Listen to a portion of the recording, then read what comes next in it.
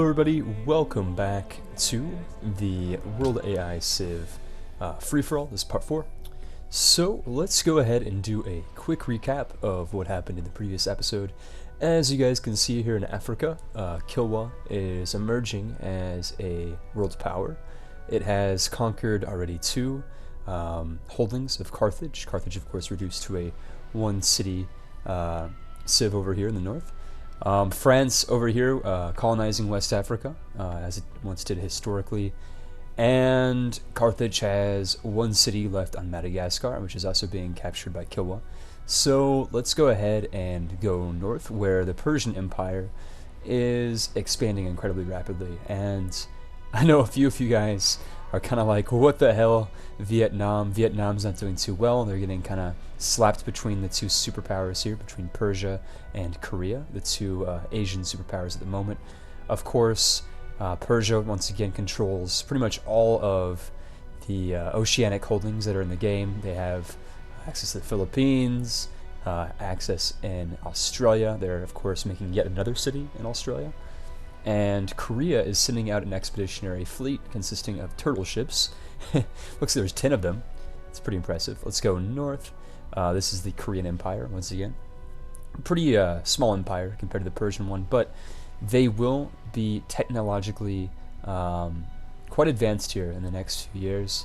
Of course, they kind of lack a military, so I'm wondering if, they'll be taken over by the Persians. I only really see a cannon, a musketeer, and a knight. Perhaps there's more. Of course, going northeast to Japan.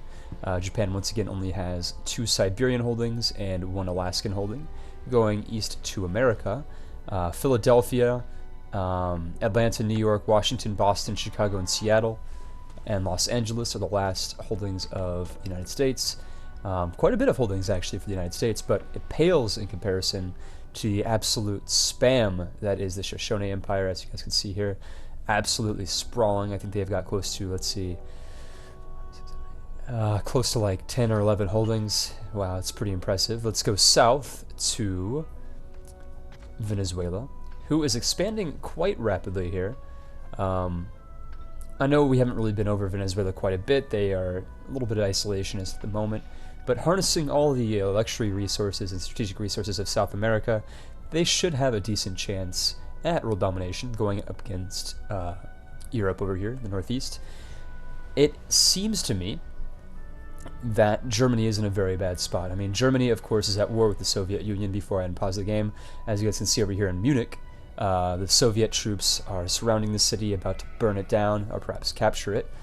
And, they're really starting to settle the eastern Eurasian, I guess, steppe, is how you'd refer to it, modern-day Siberia. France is, of course, relatively big. They have control of north and central Italy, parts of Austria, all of modern-day France, and part of the lowlands, including Spain and Portugal. So they're quite a big continental power. Of course, England, who a lot of you guys seem to be underestimating, is also expanding quite quickly. Of course, they have kind of like the North Sea Empire here, as it was back under, when Denmark controlled Norway, parts of England and Scotland, North Sea Trade Empire. Anyways, let's go east to Nottingham. So it seems to me that England has 4 holdings, but they're all relatively tall holdings. And Denmark over here just trying to stay in the game. And I misspoke, Ribe is actually part of England as well. So Denmark is absolutely pinned in here with no way to go out, so they're pretty much contained. So without further ado, let's go ahead and continue. So we're going to go over here above Munich, because Munich is about to be captured. Of course, Dido has just lost their Madagascar city to Kilwa. I'll go back south for you guys to see that here in a second. But as I said, Munich was captured. Soviet Union spreading to the east relatively quickly here now. I was kind of concerned for them, as they were not really expanding in the first few episodes, but it seems like they're starting to kind of get ready to explore to the east. Of course, Gades over here, or Gades, I'm not really sure how you pronounce Phoenician names, was captured, reducing Carthage once again to a 1-city civilization. Very sad for them. let's go back up here to Germany, where the Soviet Union and Germany are still at war. We will see, of course, if the Soviet troops decide to sort of invade Poland, that's controlled by Germany. This is just reeking of World War II right now. Assuming if the Germans, of course, push in and the Soviets fight back, and perhaps there's another Great Patriotic War that's going to happen here. Maybe, in fact, there might be an East Germany. Not really quite sure. But it seems to me that the Soviet Union is content on playing it safe. They are wanting the Germans to invade their territory, so that General Winter kicks in and starts taking attrition off of their men. The unique ability of the Soviet Union, I forgot to mention, is that instead of normal Russia, which gets extra strategic resources and production from them, any enemy soldier that's within Soviet tile, or Soviet, I guess, territory, has a chance of taking attrition, and I believe it's about 10 points. So it's a really good unique ability, particularly designed for defense, of course, and defensive attrition. So it seems to me that the Germans and the Soviets are kind of just not really doing too much here. A little bit of a Cold War going on. Let's go back to Asia, where, of course, the Siege of Hanoi continues. Persia and Korea are taking turns at taking pot shots at the Vietnamese capital. Of course, almost every single one of these tiles, as we zoom up, has been pillaged. Quite a shame, really. The once, great kingdom of Vietnam is now reduced to 2 holdings. And Persia is just massive. I mean, look at all these soldiers that are streaming in from the Indian theater and the Central Asian theater, and of course the capital. They've got a massive, massive capital. And take a look at this. Persia has actually just settled the first North African holding of Istakhar, I believe in modern day, that's not Algeria, that's Libya. There we go. That's always screwed me up. I believe that's actually in the location of modern day Benghazi as well. So very, very interesting. Of course, now they have a port on the Mediterranean Sea, so now they can start going ahead and develop some ships, perhaps to take out Carthage or Ragusa, perhaps even Lyon from France. So if you guys want my 10 cents, I do believe that Persia has a very good chance of winning the world's AI battle, just because of their super, super aggressive AI, their expansionist AI. I know a lot of you guys seem to think that the Shoshone have a chance too. I definitely believe the same thing. I mean, it's a toss-up right now. Without a doubt, though, the 2 most powerful powers are Shoshone and Persia. Let's see how it develops. Of course, going back down to the south, Australia has been colonized once again by Persia, this time in the outback. Don't even ask me how they have a population of 2 in the middle of one of the most dry and arid places on Earth, but they do. So no questions asked. We're going to go back to the Asian theater here, where Hanoi once again is tenaciously clinging on to independence. But how long that will last is as good a guess as anybody, honestly, at this point. As you guys can see, Korea seems to wanting to be kind of stealing the city, perhaps. Perhaps if the Persians weak Hanoi enough, the Korean turtle ships can come in and take it. But I believe next turn Hanoi will fall, assuming that a Persian unit can get it within tile radius, a melee unit, that I should say. As you guys do remember, in Civilization, you do need a melee unit to capture cities. As I've said in previous episodes, it doesn't really make any sense whatsoever, but that's Firaxis for you. I do believe Korea might take this city. Let's take a look here. Just kind of staying above Hanoi here, just in case. It did! Oh my god, the Koreans have sniped a Persian holding, and I don't believe Persia will take this very well. In fact, I wouldn't be too surprised within the next, let's say, 5 turns that Persia decides to take back what is rightfully theirs. Wow. Absolute crazy development here. What I thought would not happen actually did happen, so there you go. Hats off to you, Korea. Very well done. I'll be keeping my eye, of course, on any declaration of war between Korea and Persia. And take a look at this. Philadelphia, up here in Alaska, in Fairbanks, is sending yet another American settler out somewhere. To where, I'm not quite sure. Maybe they're going to Nome, Alaska, up here in the north, or really wherever. I heard you guys like my history tidbits. So I'll try to continue those. Of course, my commentary is basically just stream of consciousness. I'm just saying what's on my mind. So sometimes I'm more or less brain dead. So you'll have to give me some credit here as I attempt to come off with all the information I know here.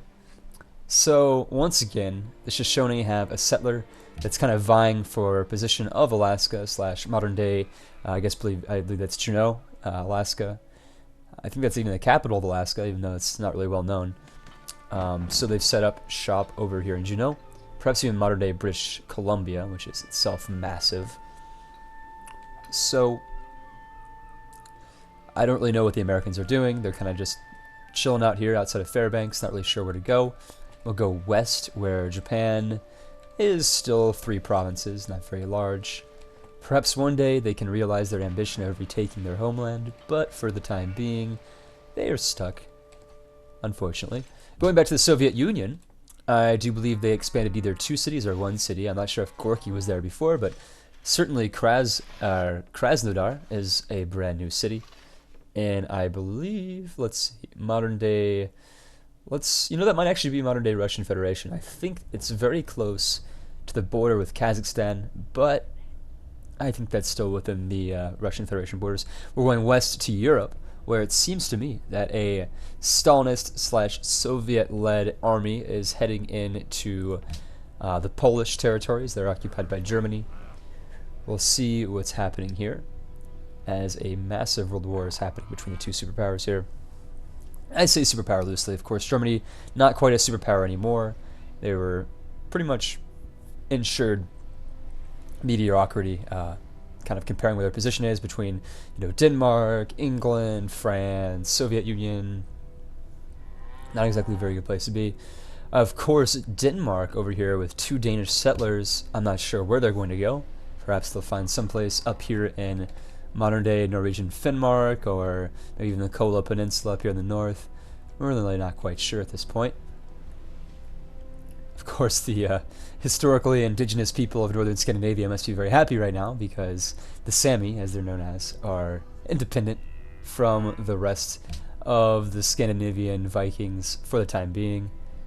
Perhaps they are preserving their culture and their reindeer at this very moment. But it seems to me that Denmark has just colonized yet another region of modern-day Norway. I believe that's the city of Tromsø. I don't really know how to say that. The only reason I even know where that city is, of course, I'm not Norwegian, is because of one of my favorite bands, Røyksopp, which I believe means rotten mushrooms in Norwegian.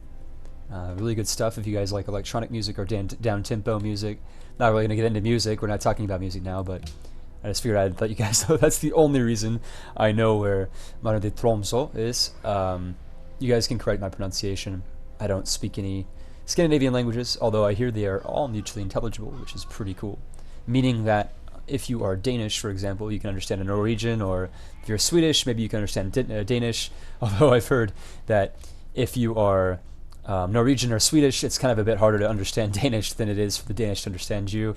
I've heard a joke that Scandinavians seem to think that the Danish people speak, Swedish or Norwegian with a fist in their mouth.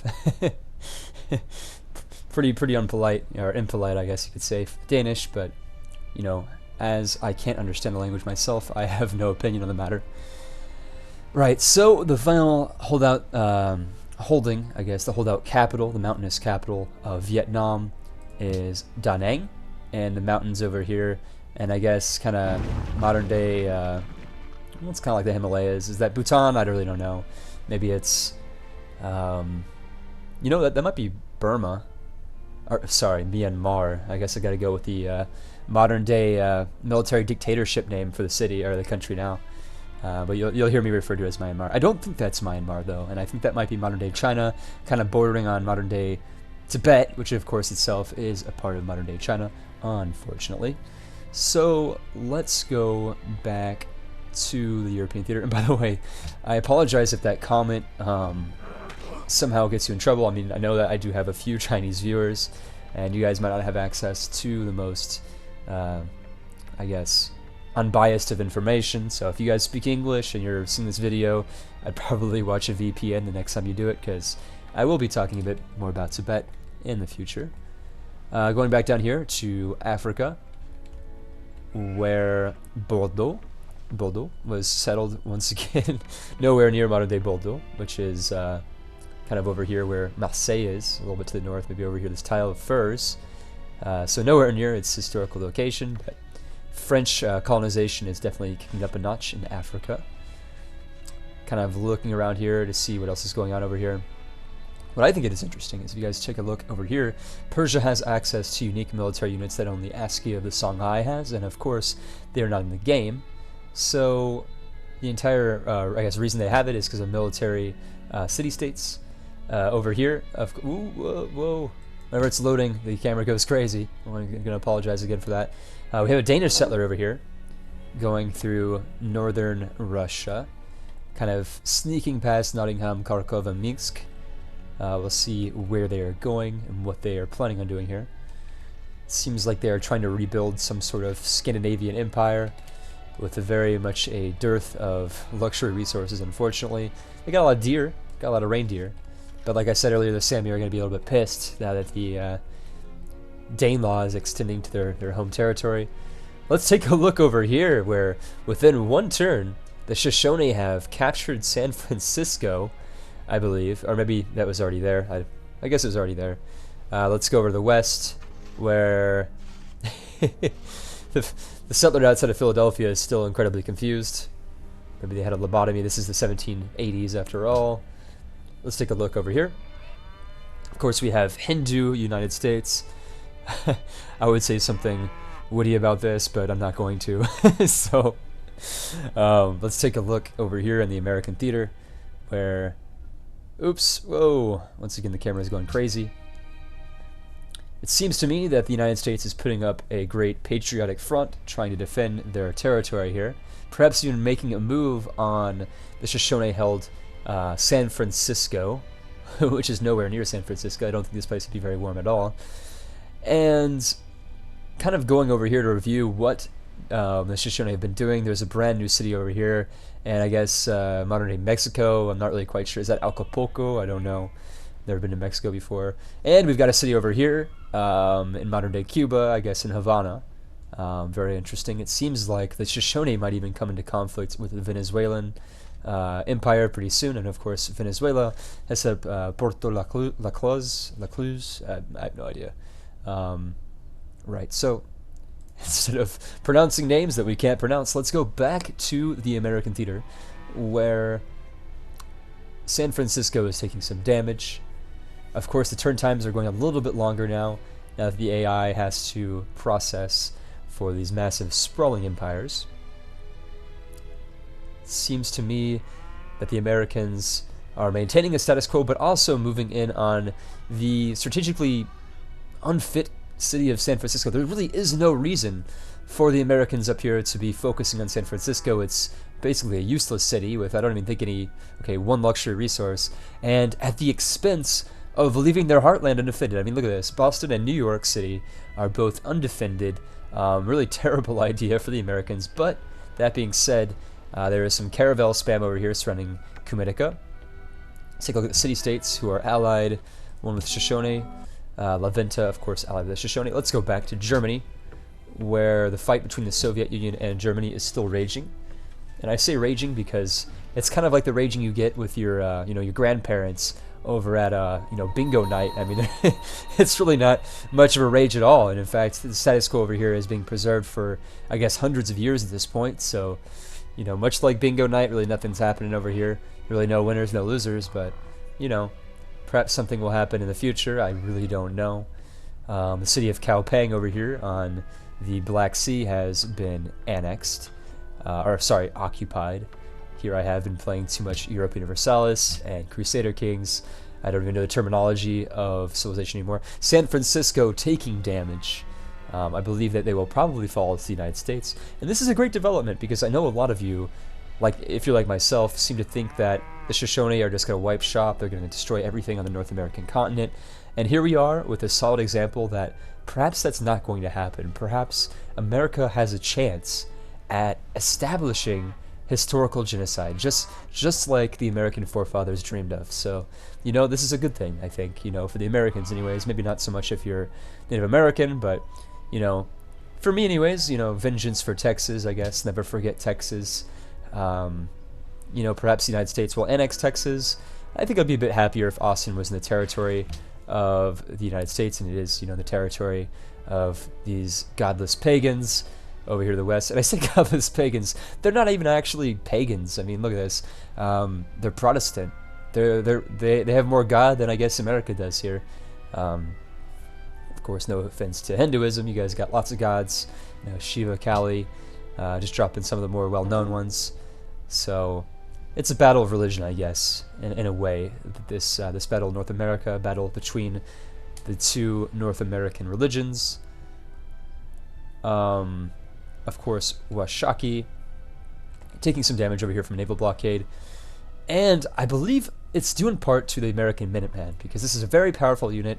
I've actually never played America before. I think I've said before in one of my previous videos, I am American, but I've never played America before, so I don't even know what the Minutemen do. I think they're an improved infantry unit. And take a look at the balls on the settler over here. They are presumably heading east into Shoshone territory, undefended. I'm not sure if that's balls or stupidity, probably both.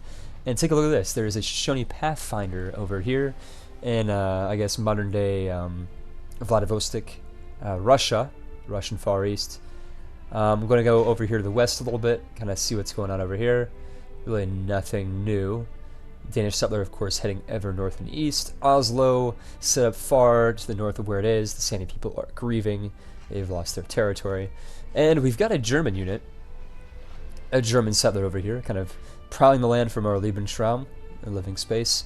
Sort of, I guess, politicize World War II a little bit too much in this video. I'll try to cut back a little bit on that. Look at this. There's a Soviet city in the middle of Africa. I'm not even joking. And I mean, I know that in the past, the Soviet Union was trying to vow for, you know, world revolution all over the world. They paid particular attention to developing countries like Asia and Africa, much like the United States did, and kind of an attempt to, you know, overthrow imperialist Western governments in Africa and set up, you know, Soviet republics. Maybe not Soviet republics, but maybe just allied states, you know, an allied front. San Francisco was taken out, but I'm not done lecturing right now. So what I was going to say is that the Soviet Union, back in the 40s, with the rise of Stalin, or I guess the 30s, the late 30s, after, of course, Lenin died. Well, even before then, I guess just the early 30s, and the 30s era, you know, the reign of terror or whatever, and in Russia, there was a big shift, an ideological shift in the communist ideology. Because up to that point, you know, of course, Marx and Lenin, they were advocating for world revolution, you know, overthrowing every single bourgeois element of capitalist society, overthrowing it, you know, creating this,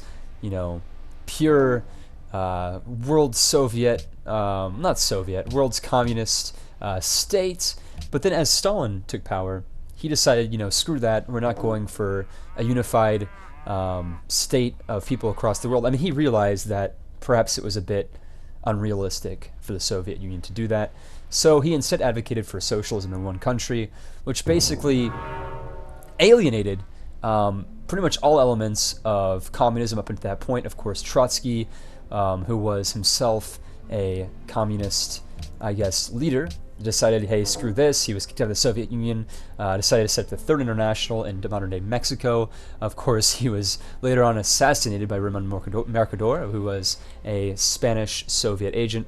If you're wondering why I'm even saying this, well, it's because the Soviet Union has a city in Africa which is just absolutely incredibly historically accurate. But like I said, the Soviet Union had lots of allies in Africa. If you guys take a look at the modern-day, I guess, flags of certain African countries, you'll see definitely the remnants of communist ideology there. You'll see like hammers and sickles. You'll see like AK-47s. AK-47, of course, being the automatic Kalashnikov assault rifle that was developed extensively within the Soviet Union. So, you know, it's all there. That historical baggage is all there. And if you guys need an example for African countries that have this particular, I guess, ideology on their flags, take a look at Angola. I know that that's one of the more prevalent ones. I'm not really quite sure if there are other ones. I know there probably is. On the topic of funny hammer and sickles in modern day society, I'm not sure if you guys have seen recently that the new Pope, crap, is it Pope Francis? I have no idea. I'm not Catholic either, so I have no idea what the Pope's name is. Let's just call him Pope Francis. If you guys have seen a picture of Pope Francis in Bolivia, over here in South America, he visited the president of Bolivia, and the president of Bolivia gave him a hammer and sickle with a Jesus on the hammer. And you can take a look at his face. It's a bit uncomfortable as he's looking at this hammer, and for good reason. Communism is not really well known for taking care of religion. In fact, most communist states prefer to be atheist, or I guess kind of embody an atheist worldview. Over here, Persia and the Carthaginians are at war. Presumably, the Persians are trying to wipe out Carthage over here. Thousands of Persian units are descending upon Carthage. Maybe they'll fight in the shade. Maybe they'll fight in the open. Maybe they'll just get destroyed. I'm going towards the latter. I think they're probably going to get wiped out. More war over here in the south between Chaligal and Kilwa. France and Kilwa are at it again. This time it's for the future of French West Africa, which is heavily undefended. We've got 3 French cannons stationed in each of these cities, but we have a massive African offensive coming from the west, from Utique. So we'll see exactly what happens here in the future. We're going to go back to the west on the American front, where it seems to me that after taking San Francisco, the Shoshone kind of lack the ability of pushing, more into the American front. So that being said, where is the American settler? See, if they were smart, they probably would have gone over here into Siberia and joined the Japanese. But as I do not see the Americans... Wait a second. Guys, I think we just found the most badass settler in the entire history of civilization. This guy over here. Let's call him Joe. Joe just went from Philadelphia across hostile sea through Kunshandeka and Tukudeka. I don't even think there's any Shoshone viewers here to correct me. Then going through occupied San Antonio, occupied Houston, passing Shoshone camels and Shoshone, patrols and galleasses and stuff like that. They're still alive. These settlers are freaking intense. I mean, these guys, I wouldn't want to fuck with them, honestly. Like, they probably got guns. I mean, look at them. They don't look like they got guns. In fact, they look like they're not really from the 1820s. Oh my god. Right in front of our eyes, Joe has been captured by a Shoshone Lancer. I'm so sorry, guys. Well, you've seen it here, you've seen it last year, or you've seen it first, I guess, on my channel. The American settlers have been taken out by the Shoshone, kind of like, the Wild West, I guess, colonizing the western seaboard over here with American Manifest Destiny. Sometimes American settlers were taken captive and worked as slaves. Other times they kind of lived with the Native Americans in harmony. So over here we've got a massive military buildup at Timok, which itself is a very strategic, I guess, city for the Shoshone Empire. The Americans have tenaciously held on to San Francisco. It's no longer damaged. They are now rebuilding it. And let's go back over here to French West Africa and North Africa, where Carthage and Persia are fighting, and France and Kilwa are fighting. So it seems to me that Bordeaux is relatively doing decently over here. I mean, this is, I believe, probably modern-day Nigeria, North Nigeria anyways. Like I said, my African geography is a little bit wonky, so give me some credit here. I think it's, maybe Nigeria's a little bit to the east. I don't know. I know Chad's to the north. I had a buddy of mine who lived in Chad.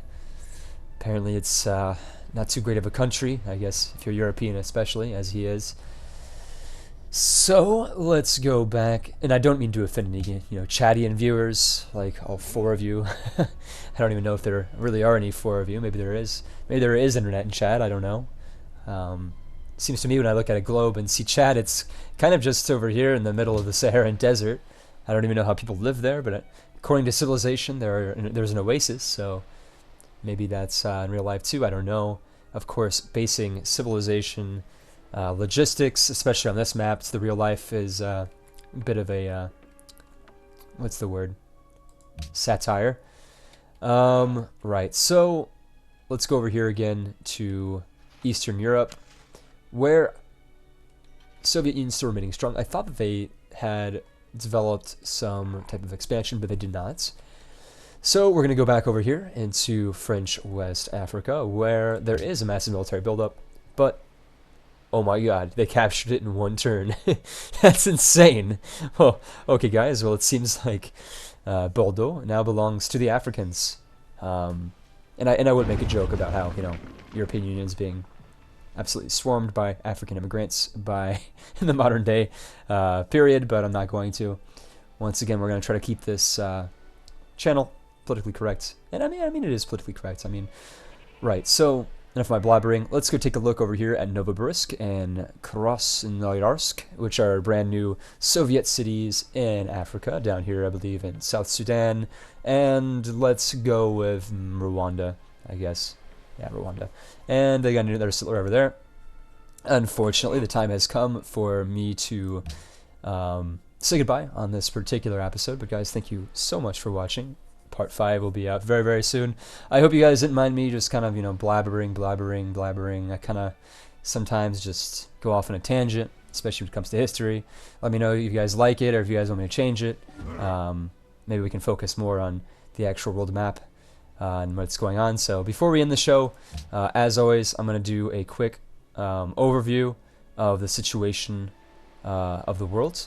So starting up here from northern, I guess, Siberia, Russian Far East. Japan is still very much a weak state. Korea, in a pretty good position, of course. They've taken over Hong Kong and Hanoi. They've sniped Hanoi from the Persians. We're gonna go down here into Persian Australia. Pretty strong over here, right? The navies between Persia and Korea are kind of at a standstill over here in the eastern, I guess, Pacific. Going over here, the Persian Empire, still quite possibly the largest empire in the world, probably getting close to tying the Soviet Union at this point, or even the Kilwanese, the Swahili, whatever the adjective is. Of course, the French have been kicked out of modern-day Nigeria. Carthage, next episode, should take quite a bit of heat, as the French are either safe in Carthage, or much like the Lannisters in Game of Thrones, kind of coming up to wipe up the capital at the very last moment and take it for themselves. I don't know at the moment. Soviet Union still at war with Germany. Some things will never change, honestly. Scandinavia being united by the Danish, for the most part. I mean, the exception of their capital. And that's about it. So what we're going to do is we're going to take a look at the demographics once again. And unsurprisingly, the Persians beat everybody and every single statistics. I mean, the average population is 5.8 million. They've got 21 million people. That's insane. The average crop yield 151, 465, 123, 528. They are like 5 to 6 times better than everybody else in the world at this point, except for land. And I think the average of land is being kind of propped up by the Soviet Union and the Shoshone. And I know a few of you guys wanted me to go over the religious overview the last time. I apologize, I never went over that. Let's go over the number of cities and their beliefs. So, number of cities, this isn't really quite working, is it? Well, okay. So, yeah, like what the hell? This is fucking Fire Axis. This is not numbered at all. I mean, take a look at this. Like, what order is this in? This is neither the smallest number or the largest number. What the fuck? Anyways, okay, right. So Protestantism. Anyways, let's order this around. Okay, so the least followed religion is Hinduism in America. The most followed is Eastern Orthodoxy in the Soviet Union. I guess this is more accurate to be atheism, as Eastern Orthodoxy was kind of frowned upon in the Soviet Union. Anyways, I'm not going to get into that. Let's go to their beliefs, let's go to beliefs. So I'm going to kind of go ahead and scroll slowly over here. You guys can pause. You want to take a look at their individual beliefs. Roman Pantheon. I'm actually playing Rome, for all of you guys who didn't know. I've got a little submarine in the very bottom of the corner of the map. I didn't realize I made a Pantheon, but apparently I did. So, Very cool. Islam, looking pretty nice. Got a lot of beliefs there. Of course, Eastern Orthodoxy also has 5 beliefs, as does, well, Catholicism's got 6. They've got a Reformation belief as well. They've all got those faith beliefs. And last but not least, Buddhism. Of course, Carthage decided to make a fertility rite pantheon, but nothing came out of it. And of course, if you follow Phoenician history like I do, you'll know that fertility rites might not necessarily be the best term for, burning your children and putting them in jars underneath the ground, as the Carthaginians did. They actually sacrificed children and, burned them, put them in cremation pots. Check it out on Wikipedia if you don't believe me. Once again, guys, thank you very much for watching. Sorry for rambling. Stay tuned for the next episode. It'll be out soon. And I'll see you guys pretty soon.